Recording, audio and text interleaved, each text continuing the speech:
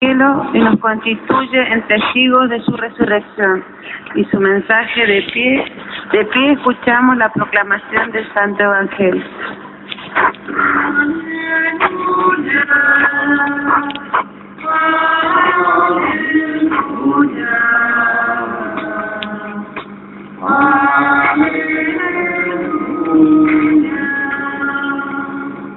Vayan y hagan que todos los pueblos sean mis discípulos, y yo estaré siempre con ustedes hasta el fin del mundo, dice el Señor. Aleluya.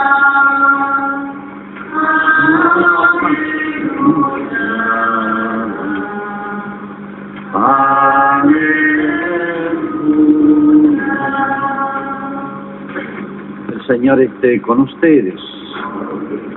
Evangelio de nuestro Señor Jesucristo según San Mateo. Después de la resurrección del Señor, los 11 discípulos fueron a Galilea, a la montaña donde Jesús los había citado. Al verlos se postraron delante de él. Sin embargo, algunos todavía dudaron. Acercándose Jesús les dijo: yo he recibido todo poder en el cielo y en la tierra.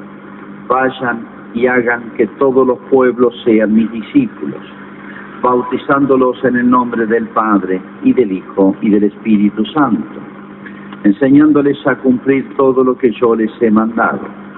Y yo estaré siempre con ustedes hasta el fin del mundo. Es palabra del Señor. Gloria a Dios.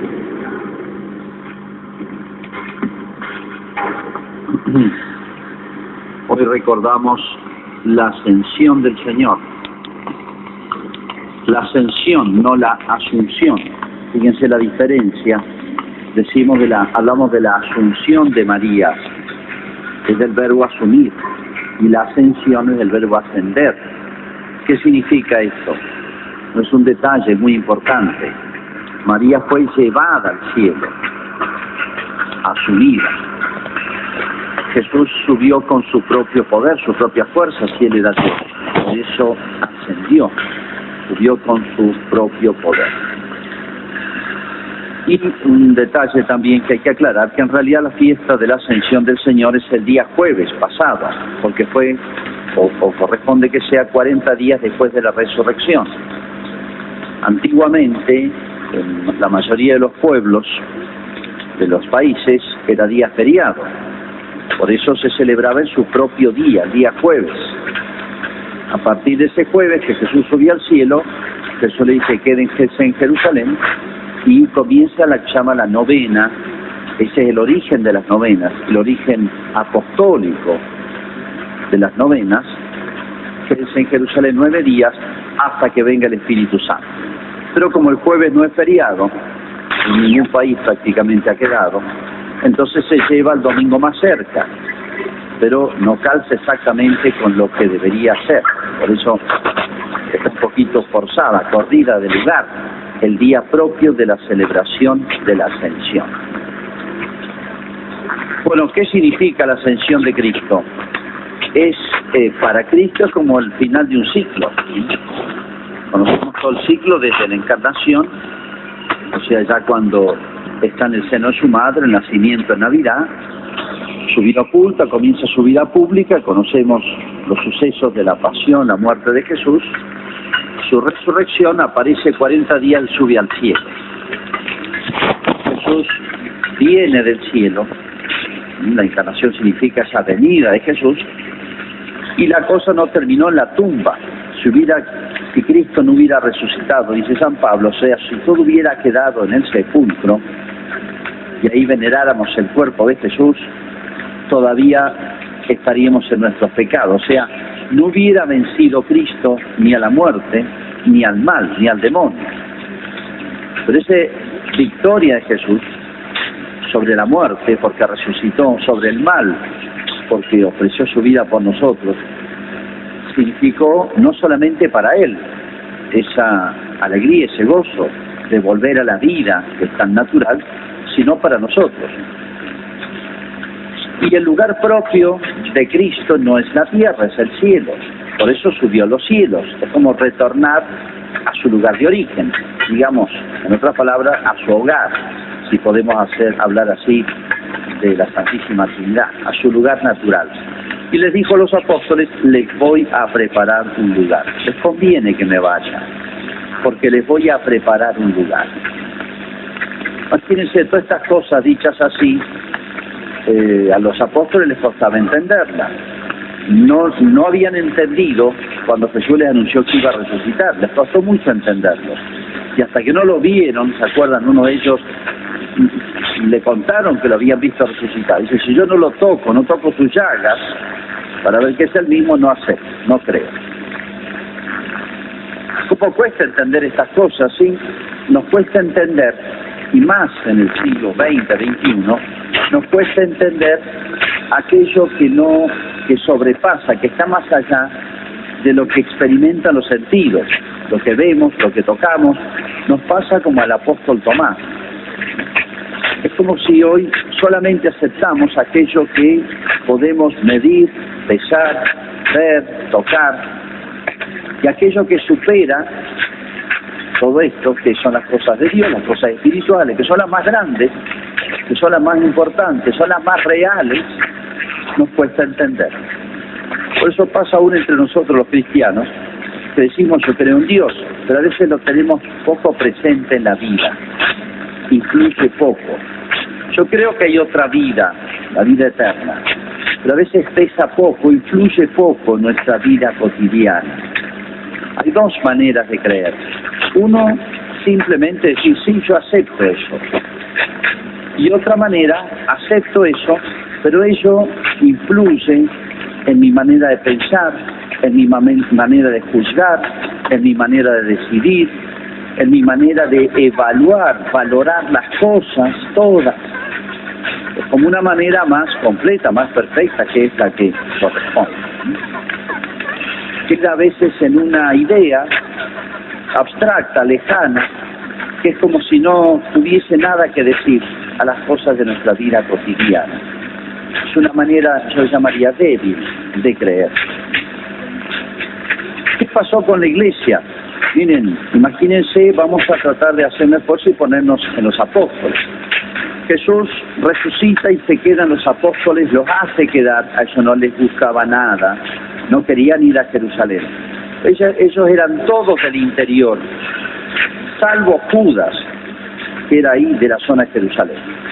Todos los demás eran del interior, de zonas más de campo, no eran de la capital. Por eso se sentían molestos, y tanto más que todos los enemigos de Cristo estaban en Jerusalén. Tenemos que ir a Jerusalén, ahí tengo que morir, le decía Jesús. Bueno, subamos y muramos con él, dice San Pedro. Pero bueno, se sentían en un lugar extraño. Por eso, después que Cristo muere, imagínense, ellos no tenían presente la resurrección.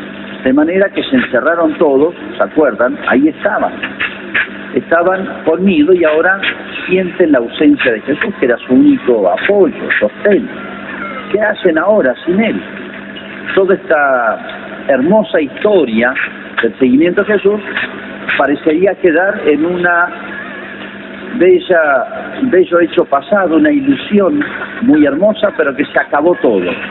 ¿Se acuerdan? Nosotros esperábamos que Jesús restaurara todo, pero ya van 3 días los discípulos que iban huyendo hacia Emaús. Pero apenas lo ven a Cristo resucitado, todo empieza de nuevo.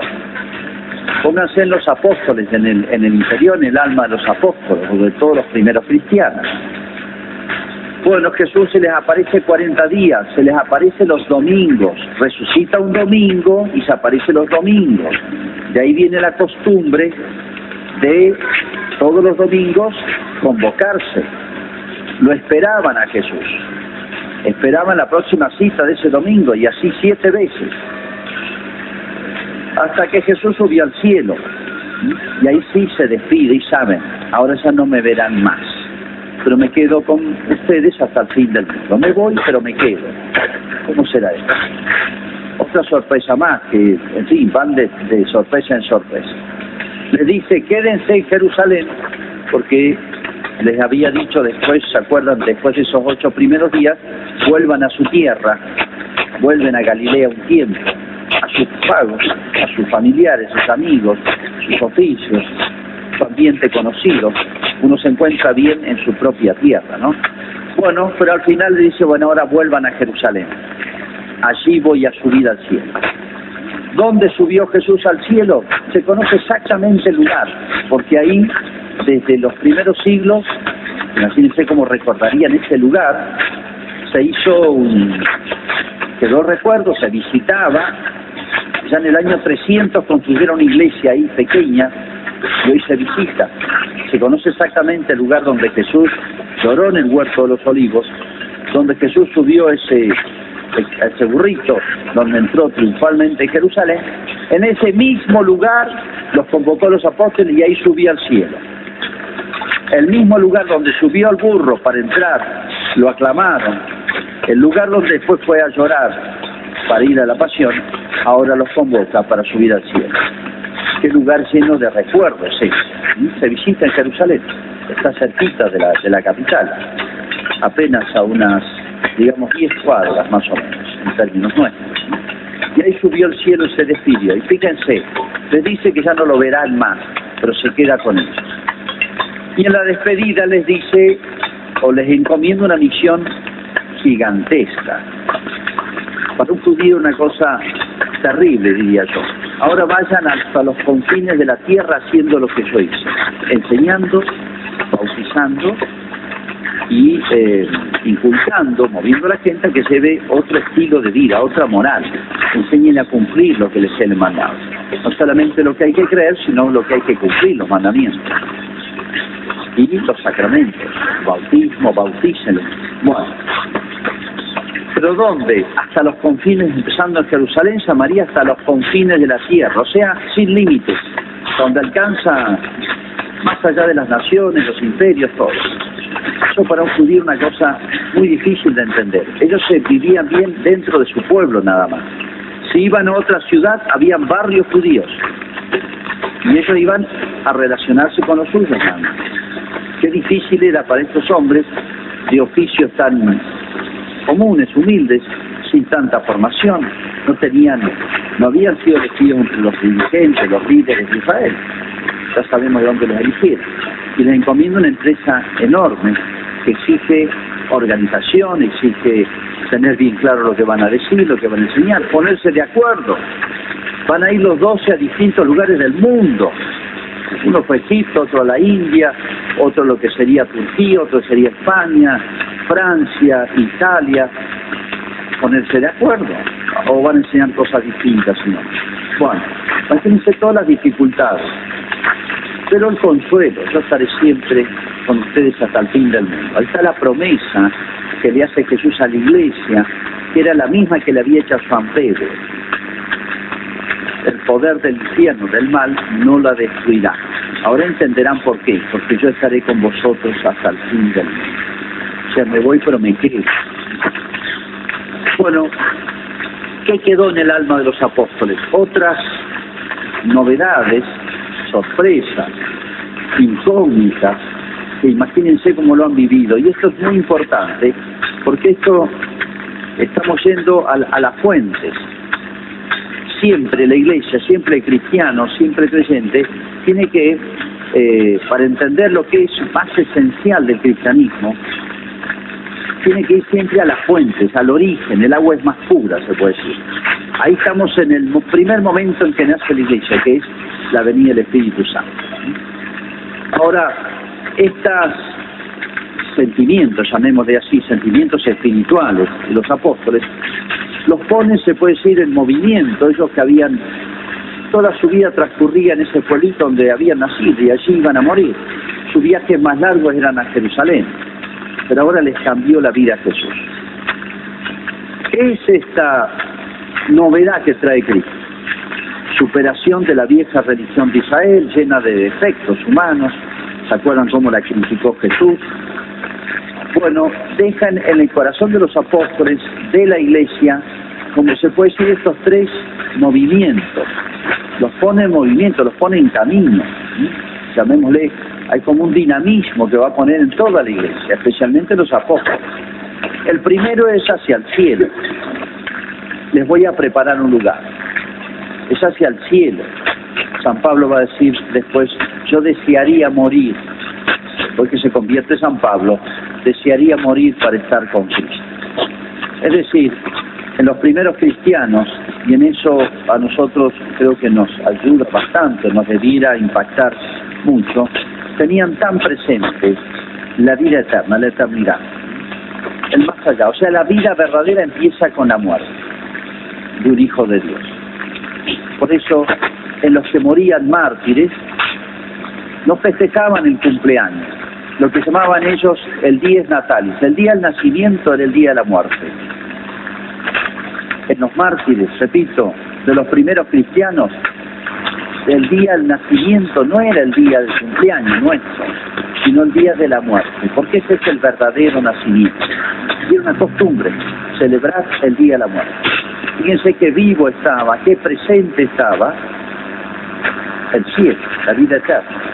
Nosotros lo confesamos en el cielo, lo vamos a decir enseguida, pero a veces lo tenemos tan poco presente, como una idea lejana, yo diría tibia, que no influye demasiado en nuestra vida. El mundo moderno mucho más nos aleja de esa idea. Parecería que todo termina con la muerte, parecería. Sí, yo creo en el más allá, creo en el cielo, creo en la vida eterna, pero ¿qué significa todos estos términos para nosotros? A veces apenas palabras lejanas. Si nos preocupara más, lo tuviésemos más presente, esto que se llama la esperanza cristiana. Esta es la esperanza. El cristiano no espera mejorar de salud, si Dios lo manda mejor y hay que cuidarla. El cristiano no espera que mejore la sociedad, tenemos que luchar por eso, obviamente, pero eso no es la esperanza cristiana, eso no lo prometió Jesús nunca. La esperanza cristiana es la vida eterna. La esperanza cristiana es el cielo. Lo demás pasa, antes, después, de una manera, de otra manera. Entonces, en primer lugar esto, que es lo más grande, que es lo más importante. Cuando uno ve allí, como dice el Apocalipsis, allí en el cielo, no habrá pena ni llanto, ni lágrima, ni dolor, porque lo de antes pasó. Comparada la eternidad con Dios en el cielo, con la vida más larga, más confortable, más sin problemas de esta tierra, no hay ningún punto de comparación, no hay ninguna comparación. Aquello es infinitamente más grande.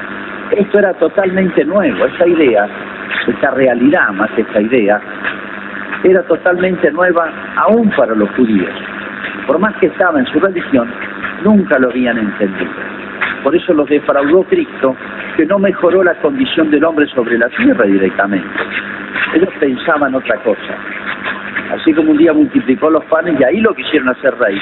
Como diciendo, esto nos va a llenar el estómago, nos va a sacar todos los problemas materiales, de salud, problemas con los vecinos, etcétera. Una vida linda, confortable, larga, sin enfermedades, con todo lo necesario para vivir.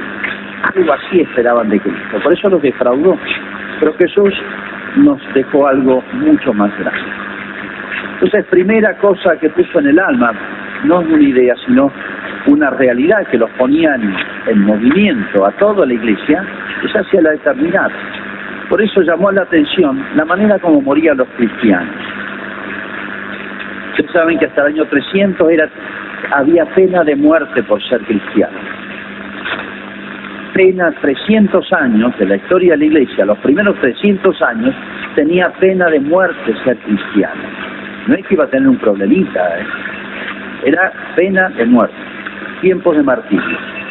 Y se bautizaron muchísimo y se prepararon para la vida cristiana muchísimo. Nunca creció la iglesia con más fuerza. ¿Por qué? En realidad no temía la muerte. Vieron tantos mártires. Si con la muerte empieza la vida. Yo digo, pensamos así nosotros hoy, si llegan tiempos de martirio, ¿estaríamos dispuestos tan fácilmente a dar la vida? ¿Tenemos tan fuerte y firmemente presente la eternidad? Es para pensar hasta qué punto asimilamos realmente lo que Cristo quiso dejarnos. Esto es auténtico cristianismo. Bueno, segunda inclinación que dejó en el alma de los apóstoles es hacia la tierra. Hay que seguir viviendo. Entonces, el ángel que está ahí presente cuando Cristo subió al cielo, quedan todos mirando el cielo con añoranzas y les dice, ¿qué hacen mirando al cielo? Jesús va a venir. ¿Qué hacen mirando al cielo? Como diciendo, ahora lo que Jesús les pide no es quedarse añorando su ausencia, entristecidos, sino por su retorno, deseando su retorno, sino hay que seguir viviendo la vida cotidiana. Bueno, y siguieron viviendo. Y aquí hay todo un tema tan largo, tan desconocido, diría yo, o tan tergiversado, y es el influjo que tuvo el cristianismo en la historia de la humanidad. El influjo que tuvo el cristianismo. Este pequeño grupo va a transformar naciones enteras. Si estudiáramos bien la historia, veríamos que se transformaron naciones enteras. El cristianismo cambió el evangelio, esas ideas, esa siembra que había hecho Jesús, cambió la historia de la humanidad. Y lo digo muy brevemente, pues son temas muy largos. Todo lo noble, lo grande, lo justo, lo verdadero, lo bueno, que se conserva en Europa y en América y en todos los países donde llegó el cristianismo es herencia cristiana. Prácticamente todo. Claro, no había nada bueno antes, sí, pero mezclado tanto con escoria, con cosas malas, el cristianismo purificó eso. Si hay alguien que humanizó la humanidad, y eso se puede estudiar en cada tema, en el concepto de varón, de mujer, de trabajo, de dolor, de familia, de ley, de misión de la autoridad política, sentido de la autoridad del papá hasta la autoridad política, del sentido de la justicia, el sentido de todo, de la fiesta, de la alegría, del sentido de la vida, del trabajo, de las cosas materiales, del amor, de la sexualidad. No hay ninguna idea, ninguna realidad humana que no haya sido transformada por el Evangelio. Claro, se han ido perdiendo desde hace 500 años. Hoy quedan restos, pero es herencia cristiana. Miren, hasta los más grandes inventos científicos son cristianos. Todas las leyes que rigen la genética la inventó un sacerdote, la descubrió un sacerdote. Toda la base de la contabilidad moderna, de la economía moderna, la inventó un sacerdote, la descubrió. La ley de la gravedad, principios científicos, también un sacerdote.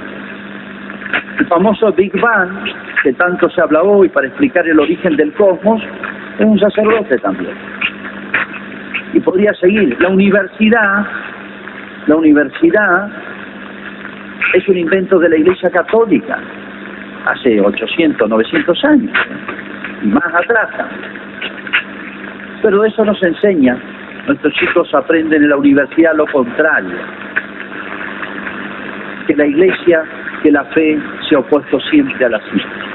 Ese es el famoso tema de un libro que dio vuelta al mundo, el autor se llenó de plata con una gran mentira, se llamó El Código Da Vinci, Dan Brown, y después llamó Ángeles y Demonios, hicieron películas. Es una gran falsedad. Bueno, ¿a qué voy con todo esto? En síntesis, a que lo que enseñó Jesús a los apóstoles, a la iglesia primitiva, y nos lo explica a nosotros, es que hay que seguir viviendo en esta tierra, no desentendiéndonos de las realidades temporales, porque vivimos en este mundo. Los cristianos estamos mezclados acá, los creyentes. Pero tenemos que saber usar de las cosas y transformar las cosas de la tierra y todas las instituciones humanas de manera que no se opongan al camino del cielo. Es más, todas las realidades humanas, desde el uso del dinero, el uso de la autoridad, del poder, de la ley, de la justicia, de todo, tiene que ser adecuado y proporcionado al cielo. Que se transforme la vida humana de la tierra en un camino hacia el cielo. Ese es el mandato a la Iglesia. Eso hizo la Iglesia y eso tenemos que ir haciendo como cristianos. Hoy la sociedad moderna quiere ser una sociedad cerrada a la eternidad. La educación, la política, la justicia y todas esas instituciones más importantes. Cerrada al cielo, cerrada a Dios, de espaldas a Dios. En tercer lugar, Imagínense, pongámonos en el corazón, en la mente de esos primeros cristianos, de todos, ya no está Cristo visible. ¿Dónde buscarlo ahora? Si Él dijo, yo estaré siempre con vosotros. ¿A dónde buscarlo? ¿Dónde encontrarlo? Y bueno, para ello la respuesta es muy clara. Ya no lo vemos visible así, no lo podemos tocar ni ver con nuestros ojos, pero lo encontramos ¿en dónde? En la misa. Ahí está. Ahí se quedó, en los sacramentos, pero especialmente en la misa. ¿Cómo esperarían los primeros cristianos la misa dominical? Ahí nació el domingo, y ahí nació la misa dominical. Era el encuentro con Cristo que sustituía a aquellos otros 7 encuentros desde que resucitó. ¿Y dónde más? Bueno, en las Sagradas Escrituras. ¿Y dónde más? Y muy especialmente la Virgen. La dejó un tiempo en la tierra para que nos ayudara a entender la misa, a verlo a su Hijo Jesús en la misa, en cada gesto, en cada oración, en cada palabra, en cada rito. Aprender a leer la Biblia, las Escrituras, los Evangelios. Yo lo había vivido, lo que estaba escrito, sabía mucho más de ella. Sí, ya lo había vivido. Como una madre conoce la historia de un hijo desde antes que nazca. ¿Y dónde más encontrarlo? En la oración. ¿Dónde más encontrarlo? Bueno, en Pedro, en el sacerdote, en el obispo, en los apóstoles, etcétera. Bueno, estaba Jesús presente hacia la iglesia. Tenemos que aprender a descubrir esa presencia de Dios en su iglesia. Bueno, que estos mismos sentimientos en la fuente, en el origen de la iglesia, donde está más puro, los busquemos siempre para ver si realmente somos cristianos, pero sobre todo para aprender realmente a ser cristianos. Vamos a hacer ahora nuestra profesión de fe. Como siempre confundimos el credo largo con el corto. Empezamos con uno y terminamos con otro. La página 6 tiene el credo largo, el más explícito. En la página 6 mencionado. Creo en un solo Dios, Padre Todopoderoso, Creador